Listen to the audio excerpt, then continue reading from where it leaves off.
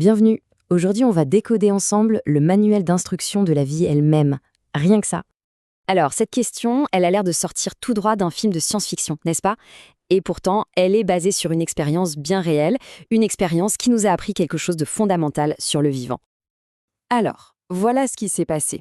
Des scientifiques ont pris une méduse et ils ont réussi à isoler le gène qui l'a fait briller, vous savez, la fluorescence.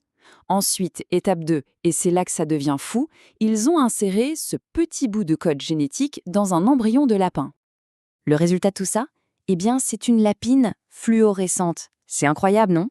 Cette expérience, un peu folle, a prouvé une chose absolument essentielle. Le langage de la vie, ce qu'on appelle le code génétique, eh bien, il est universel. Ok, mais comment est-ce que c'est possible, concrètement? Comment le corps d'un lapin peut-il comprendre une instruction qui vient d'une méduse? Pour piger ça, il faut qu'on parle du premier concept clé, l'ADN. L'ADN donc, c'est la molécule au cœur de tout ça. C'est elle le support de l'information génétique. Pensez-y comme le disque dur de chaque être vivant, celui qui contient toutes les instructions pour le construire et le faire fonctionner. Et c'est ça, la clé. Si les cellules d'un lapin peuvent lire et exécuter le code d'une méduse, ça veut dire une chose. L'ADN, c'est un langage universel. C'est le même langage pour nous, pour une méduse, pour une plante, pour tout ce qui vit sur Terre. D'accord, donc l'ADN est un immense livre d'instructions, mais comment on s'y retrouve là-dedans? Comment l'information est organisée pour que ce soit utilisable? Eh bien, c'est là que les gènes entrent en jeu. Reprenons l'analogie du livre de cuisine. Si l'ADN est le livre en entier, chaque recette à l'intérieur, c'est un gène. Un gène, c'est juste une portion d'ADN qui donne les instructions pour un truc précis, la couleur des yeux, par exemple, ou, dans le cas de notre lapin, la fluorescence. Maintenant, imaginez. Qu'est-ce qui se passe s'il manque une ligne ou même un seul ingrédient dans une de ces recettes?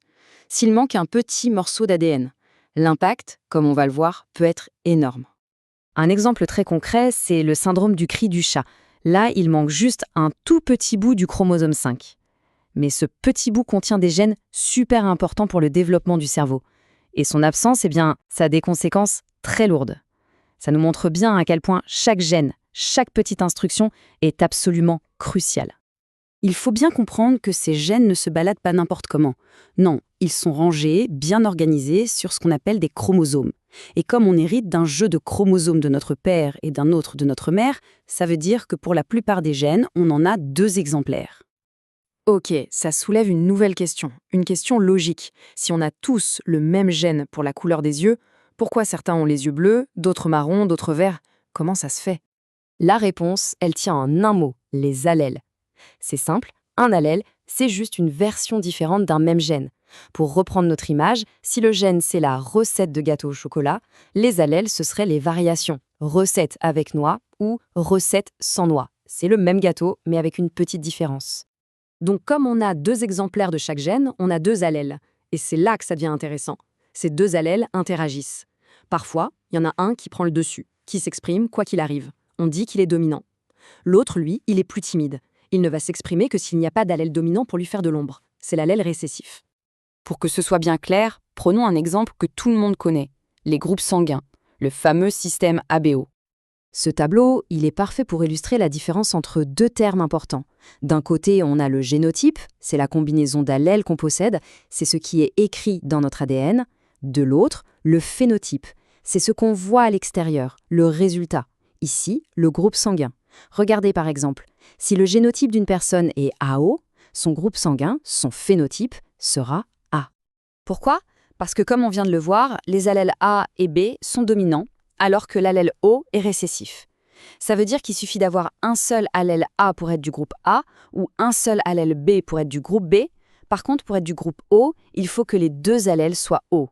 C'est la seule façon pour cet allèle récessif de pouvoir s'exprimer. Alors récapitulons. On est parti d'une histoire de lapin fluorescent, un peu dingue, pour arriver au cœur de la biologie. On a vu que l'ADN est le grand manuel d'instruction. Ce manuel est divisé en recettes, qu'on appelle les gènes.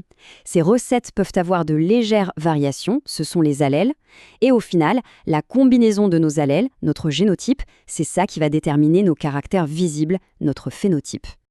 Tout ça nous amène à une dernière question, une question vertigineuse qui ouvre la porte au futur.